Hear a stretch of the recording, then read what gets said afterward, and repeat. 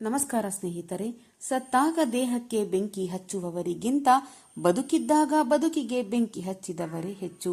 ನೋಯಿಸಿದವರಿಗೆ ಶಿಕ್ಷೆ, ನೊಂದವರಿಗೆ ರಕ್ಷೆ, ಮಾನ ಪ್ರಾಣ ದಾನ ಎಲ್ಲವೂ ಭಗವಂತನ ವರದಾನ, ಮರೆಯಬಾರದು. ಮಾತನಾಡುವ ಮುನ್ನ 10 ಬಾರಿ ಯೋಚನೆ ಮಾಡಿ ಮಾತನಾಡಿ. ಮಾತನಾಡುವಂತಹ ಅವಕಾಶ ಸಿಕ್ಕರೆ ಒಬ್ಬರ ಮನಸ್ಸನ್ನು ನೋಯಿಸಿ ಮಾತನಾಡಬಾರದು. ನಮ್ಮ ಮಾತುಗಳು ದಾರಕ್ಕೆ ಜೋಡಿಸಿದ ಮುತ್ತಿನಂತೆ ಇರಬೇಕೇ ಹೊರತು ಕುತ್ತಿಗೆಗೆ ಬೀಳುವ ದಾರದಂತೆ ಇರಬಾರದು. ತುಂಬಾ ಮಾತನಾಡುವವರ ಮನಸ್ಸು ತೆರೆದಿಟ್ಟ ಪುಸ್ತಕದಂತೆ. ಅಲ್ಲಿ ಏನನ್ನು ಮುಚ್ಚಿಡಲು ಸಾಧ್ಯವಿಲ್ಲ. ಆಡುವ ಮಾತಿನಲ್ಲಿ ಹೃದಯದ ಭಾರವನ್ನು ಕಡಿಮೆ ಮಾಡಿಕೊಳ್ಳುವ ಮನಸ್ಥಿತಿ ಉಳ್ಳವರಾಗಿರುತ್ತಾರೆ. ಮನಸ್ಸಿನಲ್ಲಿ ಕೊಳಕನ್ನು ತುಂಬಿಕೊಂಡು ಹೊರಗಡೆ ಚಿನ್ನದಂತೆ ಹೊಳೆಯುವ ಬದಲು ಒಳಗಡೆ ಜೇನಿನಂತೆ ಸಿಹಿ ತುಂಬಿಕೊಂಡು ಹೊರಗಡೆ ಮಣ್ಣಿನ ಮಡಿಕೆಯಂತಿದ್ದರೂ ಪರವಾಗಿಲ್ಲ. ಹೊಳೆಯುವುದು ಮುಖ್ಯವಲ್ಲ, ಒಳ್ಳೆಯ ಮನಸ್ಸು ಇರುವುದು ಬಹಳ ಮುಖ್ಯ. ನೀವು ಇನ್ನೊಬ್ಬರ ದುಃಖಕ್ಕೆ ಕಾರಣರಾದರೆ ಅದು ಕಾಡು ಮೃಗದಂತೆ ನಿಮ್ಮನ್ನು ಕಾಡುತ್ತದೆ. ಇನ್ನೊಬ್ಬರ ಸಂತೋಷಕ್ಕೆ ನೀವು ಕಾರಣರಾದರೆ ನಿಮ್ಮ ಜೀವನವೂ ಕೂಡ ಸಂತೋಷದಿಂದ ಕೂಡಿರುತ್ತದೆ. ನೀವು ಏನನ್ನು ಕೊಡುತ್ತೀರೋ ಅದನ್ನೇ ಮರಳಿ ಪಡೆಯುತ್ತೀರಾ. ಮೌನ ಮತ್ತು ಮುಗುಳ್ನಗೆಗೆ ಎರಡೂ ಒಂದೇ ರೀತಿಯ ಶಕ್ತಿಶಾಲಿ ಸಾಧನಗಳು. ನಗುವು ಸಮಸ್ಯೆಗಳಿಗೆ ಪರಿಹಾರದ ದಾರಿ ತೋರಿಸಿದರೆ ಮೌನವು ಸಮಸ್ಯೆಗಳನ್ನು ಸೃಷ್ಟಿಯಾಗದಂತೆ ನೋಡಿಕೊಳ್ಳುತ್ತದೆ. ಪ್ರತಿ ಬಾರಿಯೂ ತಪ್ಪು ಮಾಡಿದಾಗಲೂ ಬದುಕು ಎಚ್ಚರಿಕೆಯ ಸಂದೇಶವನ್ನು ನಿಮಗೂ ರವಾನಿಸುತ್ತದೆ. ಅದನ್ನು ಎಚ್ಚೆತ್ತುಕೊಳ್ಳದೆ ಮನುಷ್ಯರು ಆಳವಾದ ಪ್ರಪಾತಕ್ಕೆ ಬಿದ್ದು ಹೋಗುತ್ತಾರೆ. ಹರಿ ಇಲ್ಲದೆ ಏನೂ ಇಲ್ಲ, ಭಗವಂತನಿಲ್ಲದೆ ನಾವು ಇಲ್ಲ. ತೊರೆದು ಜೀವಿಸಬಹುದೇ ಹರಿ ನಿನ್ನ ಚರಣಗಳನ್ನು. ನೀವು ಸ್ವೀಕರಿಸುವ ನೋವನ್ನು ನೀವು ನಿಯಂತ್ರಿಸದೇ ಇರಬಹುದು, ಆದರೆ ಆ ನೋವಿನಿಂದ ಏನು ಮಾಡಬೇಕು ಎಂದು ನೀವು ಖಂಡಿತ ನಿಯಂತ್ರಿಸಬಹುದಾಗಿದೆ. ಭಗವದ್ಗೀತೆಯು ನಮಗೆ ನಾವು ಕಷ್ಟದ ಸಮಯದಲ್ಲಿ ಈ ಅಂಶಗಳನ್ನು ನೆನಪಿಡುವುದಕ್ಕೆ ಹೇಳುತ್ತದೆ. ಈ ನೋವು ಖಂಡಿತ ಕೊನೆಗೊಳ್ಳುತ್ತದೆ. ನಿನ್ನ ಕಣ್ಣೀರು ಒಂದು ದಿನ ಖಂಡಿತ ನಿಲ್ಲುತ್ತದೆ. ಈ ಘಟನೆ ಸಮಯವು ಹಾದು ಹೋಗುತ್ತದೆ. ಚಿಂತಿಸಬಾರದು. ತಾಳ್ಮೆಯಿಂದ ಮತ್ತು ಯಾವಾಗಲೂ ಬದುಕಿನಲ್ಲಿ ಮುಂದುವರೆಯಿರಿ. ನಿಂತಲ್ಲೇ ನಿಂತರೆ ಜೀವನ ನಡೆಯುವುದಿಲ್ಲ. ಭಗವಂತ ಒಬ್ಬನೇ. ಭಗವಂತನಿಗೆ ಯಾರ ಅಗತ್ಯವೂ ಇಲ್ಲ. ಆದರೆ ನಮ್ಮೆಲ್ಲರಿಗೂ ಭಗವಂತನ ಅವಶ್ಯಕತೆ ತುಂಬಾ ಇದೆ. ಗುರಿಯನ್ನು ಕನಸೆಂದರೆ ನಿದ್ದೆ ಮಾಡಿದಾಗ ಬರುವುದಿಲ್ಲ. ನಿಜವಾದ ಗುರಿ ಎನ್ನುವ ಕನಸು ನಿದ್ದೆ ಮಾಡಲು ಬಿಡುವುದಿಲ್ಲ. ಯಾರಾದರೂ ನಿಮಗೆ ಕೆಡಕನ್ನು ಬಯಸಿದರೆ ಅದು ಅವರ ಕರ್ಮ. ಸುಮ್ಮನಿರುವುದು ನಮ್ಮ ಧರ್ಮವಾಗಲಿ. ಅಧಿಕವಾಗಿ ಯೋಚಿಸುವುದರಿಂದ ಸಮಯ ವ್ಯರ್ಥವಾಗಿ ಹೋಗುವುದರ ಜೊತೆಗೆ ಖುಷಿಯು ಕಳೆದು ಹೋಗುತ್ತದೆ. ಮೋಸದ ಉದ್ದೇಶ ಧರ್ಮವಾಗಿದ್ದರೆ ಮೋಸವು ಧರ್ಮವೇ. ಸುಳ್ಳಿಗೆ ಬೆಲೆ ಜಾಸ್ತಿ, ಸತ್ಯಕ್ಕೆ ಕೋಪ ಜಾಸ್ತಿ. ಸುಳ್ಳು ನಡೆಯುವ ಅಡ್ಡದಾರಿ ಯಾವತ್ತೂ ಶಾಶ್ವತವಾಗಿ ಇರುವುದಿಲ್ಲ, ಆದರೆ ಸತ್ಯದ ದಾರಿ ಯಾವತ್ತಿಗೂ ಶಾಶ್ವತವಾಗಿ ಇರುವಂತದ್ದಾಗಿದೆ. ಎಲ್ಲರಿಗಿಂತ ನಾನು ಕೆಳಗಿದ್ದೇನೆ ಎಂದು ದುಃಖ ಪಡಬೇಡಿ. ಬೆಲೆ ಬಾಳುವ ಮುತ್ತು, ರತ್ನ, ಹವಳ ಎಲ್ಲವೂ ಭೂಮಿಯ ತಳದಲ್ಲಿಯೇ ಸಿಗುತ್ತದೆ. ಸಂತೋಷವಾಗಿರಿ. ಎಲ್ಲವೂ ಒಳ್ಳೆಯದೇ ಎಂಬ ಕಾರಣಕ್ಕಾಗಿ ಅಲ್ಲ. ನೀವು ಎಲ್ಲದರ ಉತ್ತಮ ಭಾಗವನ್ನು ಖಂಡಿತ ನೋಡಬಹುದು ಎಂದು ಬದಲಾದವರ ಜೊತೆ ಬದಲಾಗುತ್ತಲೇ ಇರಬೇಕು. ನೀವು ಕೂಡ ನೀವೇ ಬೇಕು ಎನ್ನುವವರು ಖಂಡಿತ ನಿಮ್ಮ ಜೊತೆ ಬಂದು ನಿಮ್ಮೊಡನೆ ನಿಯತ್ತಾಗಿ ಇರುತ್ತಾರೆ. ಜೀವನದಲ್ಲಿ ಎಂದಿಗೂ ನಟಿಸಲು ಹೋಗಬಾರದು. ಒಮ್ಮೆ ನಟಿಸಲು ಅಭ್ಯಾಸವಾದರೆ ಅದು ಜೀವನ ಪೂರ್ತಿ ನೀವು ನಟನೆಯನ್ನು ಬಿಡದೆ ಇರುವ ಹಾಗೆ ಮಾಡಿಬಿಡುತ್ತದೆ. ಜ್ಞಾನ ಮತ್ತು ಶಿಸ್ತುಗಳು ನಿಮ್ಮನ್ನು ಅನಾವಶ್ಯಕ ಸಮಸ್ಯೆಗಳಿಂದ ರಕ್ಷಣೆ ಮಾಡುತ್ತದೆ. ಯಶಸ್ವಿ ಹೆಜ್ಜೆಗಳಿಗೆ ಶ್ರೀಕೃಷ್ಣ ಪರಮಾತ್ಮ ಹೇಳಿರುವ ಬಂಗಾರದಂಥ ಮಾತುಗಳನ್ನು ಅನುಸರಿಸಿ ನಡೆದರೆ ಜೀವನ ಒಂದು ಸುಖಮಯವಾದ ಸುಂದರವಾದ ಪ್ರಯಾಣವಾಗುತ್ತದೆ. ನೀವು ಇಷ್ಟು ದೂರ ಬಂದಿರುವುದಕ್ಕೆ ಹೆಮ್ಮೆ ಪಡಿ. ಹಾಗೆಯೇ ಇನ್ನಷ್ಟು ದೂರ ಮುನ್ನುಗ್ಗಲು ಪ್ರಯತ್ನ ಪಡಿ. ಏಕೆಂದರೆ ನಿಮ್ಮಂತಹ ಬಲಶಾಲಿಗಳು ಯಾರಿರಲು ಸಾಧ್ಯವಿಲ್ಲ.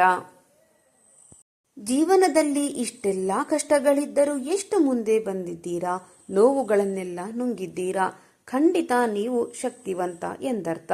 ಪ್ರಯತ್ನಗಳಲ್ಲಿ ಸೋಲಾದರೆ ಪರವಾಗಿಲ್ಲ, ಪ್ರಯತ್ನಗಳನ್ನೇ ಮಾಡದೇ ಇರುವುದು ದೊಡ್ಡ ಸೋಲು. ಒಬ್ಬರ ಬಾಳಲ್ಲಿ ಬೆಳಕಾಗದೇ ಇದ್ದರೂ ಪರವಾಗಿಲ್ಲ, ಆದರೆ ಇನ್ನೊಬ್ಬರ ಬಾಳಿನಲ್ಲಿ ಕತ್ತಲು ಮಾತ್ರ ಆಗಬೇಡಿ. ಹಸಿದವರಿಗೆ ಒಂದು ಹಿಡಿ ಅನ್ನ ನೀಡಿದಾಗ ಸಿಗುವ ಸಂತೋಷ, ಕಷ್ಟದಲ್ಲಿರುವವರಿಗೆ ಸಹಾಯ ಮಾಡಿದಾಗ ಸಿಗುವಂತಹ ತೃಪ್ತಿ, ಎಷ್ಟೇ ನೋವಿದ್ದರೂ ಒಂದು ಸಣ್ಣ ನಗುವಿನಲ್ಲಿ ಸಿಗುವಂತಹ ನೆಮ್ಮದಿ, ಎಷ್ಟೇ ಹಣ ಅಂತಸ್ತು ಆಸ್ತಿ ಗಳಿಸಿದರೂ ಕೂಡ ಸಿಗುವ ಮಾತೇ ಇಲ್ಲ.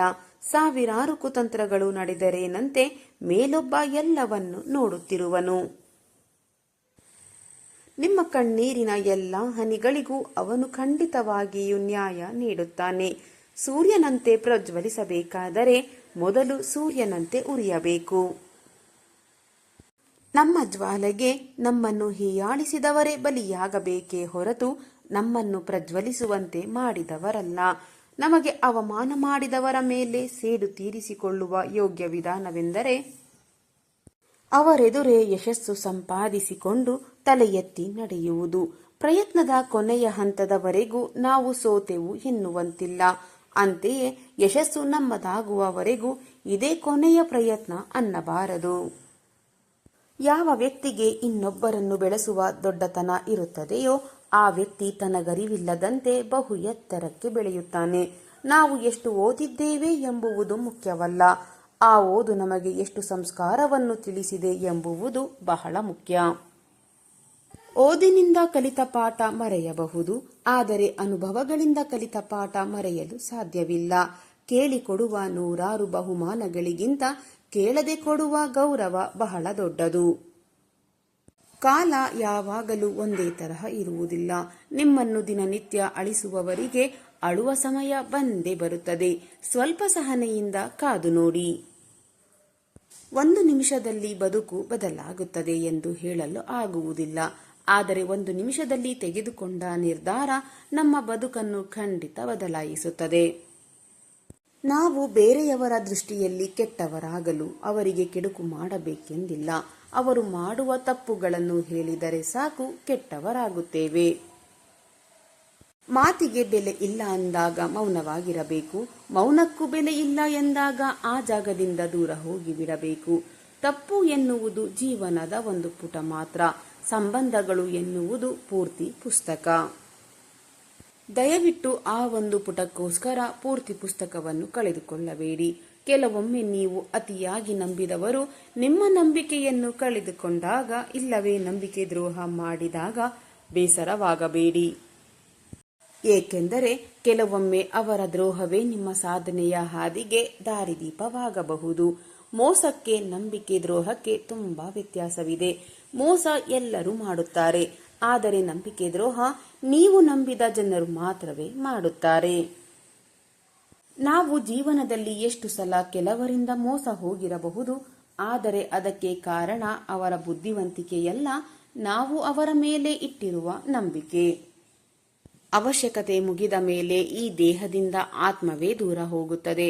ಇನ್ನು ಮನುಷ್ಯರು ನಿಮ್ಮ ಜೊತೆಗೆ ಹೇಗೆ ಇರುತ್ತಾರೆ? ಅತಿಯಾದ ನಂಬಿಕೆ ಒಳ್ಳೆಯದಲ್ಲ, ಅತಿಯಾದ ಪ್ರೀತಿಯೂ ಸರಿಯಲ್ಲ, ಅತಿ ಭರವಸೆಯಂತೂ ಬೇಡವೇ ಬೇಡ. ಏಕೆಂದರೆ ಅತಿ ಎನ್ನುವುದು ಅತಿಯಾಗಿಯೇ ನೋಯಿಸುತ್ತದೆ. ಅತಿಯಾದರೆ ಅಮೃತವು ವಿಷವಾಗಿ ಪರಿಣಮಿಸುತ್ತದೆ. ಹಾಗೆಯೇ ಅತಿಯಾದ ಪ್ರೀತಿ, ಅತಿಯಾದ ವಿಶ್ವಾಸ, ಅತಿಯಾದ ನಿರೀಕ್ಷೆ, ಅತಿಯಾದ ಆತ್ಮವಿಶ್ವಾಸ ಇವೆಲ್ಲವೂ ಒಂದು ರೀತಿಯಲ್ಲಿ ಹಾನಿಕಾರಕವೇ. ಅದಕ್ಕೆ ಜೀವನದಲ್ಲಿ ಎಲ್ಲವೂ ಮಿತಿಯಲ್ಲಿದ್ದರೆ ಒಳ್ಳೆಯದು. ಯೋಗ್ಯ ವ್ಯಕ್ತಿಗಳ ಸಂಬಂಧಕ್ಕೆ ನಮ್ಮ ಪ್ರತಿಷ್ಠೆ ಬಲಿಯಾದರೂ ಚಿಂತಿಸಬೇಕಿಲ್ಲ, ಆದರೆ ಪ್ರತಿಷ್ಠೆಗಾಗಿ ಯೋಗ್ಯವಾದ ಸಂಬಂಧ ಹಾಳು ಮಾಡಿಕೊಳ್ಳಬಾರದು. ಸುಳ್ಳು ಹೇಳಿ ಒಳ್ಳೆಯವನೆಂದು ಕರೆಸಿಕೊಳ್ಳುವ ಬದಲು ಸತ್ಯ ಹೇಳಿ ಕೆಟ್ಟವನಾದರೂ ಪರವಾಗಿಲ್ಲ. ಏಕೆಂದರೆ ಸುಳ್ಳಿನ ಮುಖವಾಡ ಒಂದಲ್ಲ ಒಂದು ದಿನ ಕಳಚಿ ಬೀಳುತ್ತದೆ. ಮುಖವಾಡವಿಲ್ಲದ ಸತ್ಯ ಶಾಶ್ವತ ಹೃದಯಗಳಲ್ಲಿ ಉಳಿಯುತ್ತದೆ.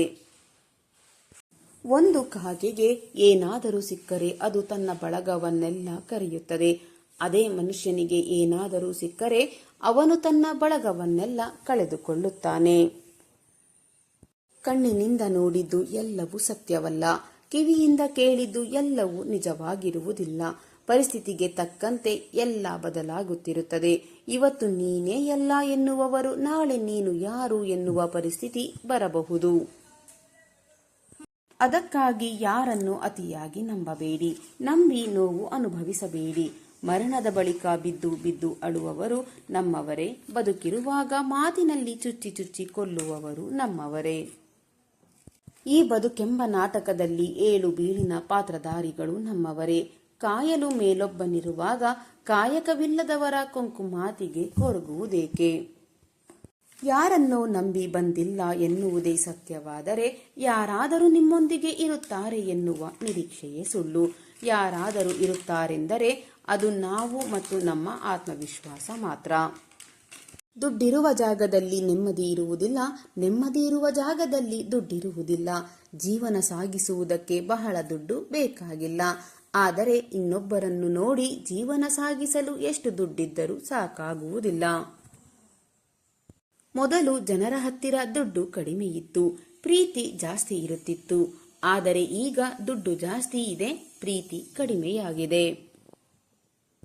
ಸ್ನೇಹಿತರೆ, ಇಂದಿನ ಈ ನನ್ನ ವಿಡಿಯೋ ನಿಮ್ಮ ಮನಸ್ಸಿಗೆ ಸ್ವಲ್ಪವಾದರೂ ಪ್ರೇರಣೆ ನೀಡಿದರೆ ಒಂದು ಲೈಕ್ ಮಾಡಿ, ಶೇರ್ ಮಾಡಿ. ನಿಮ್ಮ ಅಭಿಪ್ರಾಯವನ್ನು ಕಾಮೆಂಟ್ ಬಾಕ್ಸ್ನಲ್ಲಿ ಹಂಚಿಕೊಳ್ಳಿ. ನನ್ನ ಪ್ರಯತ್ನ ನಿಮಗೆ ಇಷ್ಟವಾಗಿದ್ದರೆ ದಯವಿಟ್ಟು ಈಗಲೇ ನನ್ನ ಚಾನಲ್ ಅನ್ನು ಸಬ್ಸ್ಕ್ರೈಬ್ ಮಾಡಿಕೊಳ್ಳಿ. ಮತ್ತೆ ಮುಂದಿನ ವಿಡಿಯೋದಲ್ಲಿ ಇದೇ ರೀತಿಯ ಹೊಸ ಮೋಟಿವೇಶನಲ್ ಮಾಹಿತಿಯೊಂದಿಗೆ ಭೇಟಿಯಾಗೋಣ. ಅಲ್ಲಿಯವರೆಗೆ ಸಕಾರಾತ್ಮಕವಾಗಿ ಯೋಚಿಸಿ ಸಂತೋಷವಾಗಿ ಬಾಳಿರಿ. ಧನ್ಯವಾದಗಳು.